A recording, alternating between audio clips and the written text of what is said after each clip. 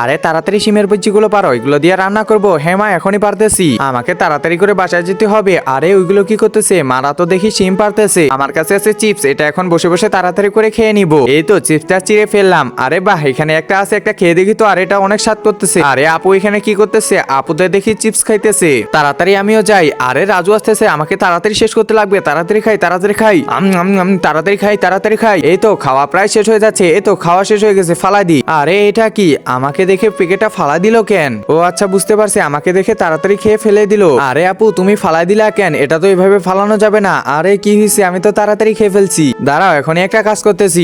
একজন মা কতটা আপন হয়ে থাকে, যার মানেই তাকে জিজ্ঞাসা করে দেখো। তো দেখা যাক বন্ধুরা, এই মায়ের জন্য কে ভিডিওটিতে লাইক এন্ড সাবস্ক্রাইব করে। আর যারা মাকে ভালোবাসো না, তারা ভিডিওটি থেকে দূরে থাকো। এই যে প্যাকেটটা এখানে ফালাই দিলাম এবং ঢাকনাটা লাগিয়ে দিলাম। আরে রাজু এটা আবার কি করতেছে? কিছুই তো বুঝতেছি না। এই যে আপু শুনতেছো, আমি তোমার জন্য এই যে চকলেট নিয়ে আসতেছিলাম। এই যে নাও চকলেট। আর তুমি মনে করছো আমি তোমার খাবার খাবো? আরে আমি এটা কি করলাম? যার জন্য এত কিছু করলাম সেই বুঝলো না।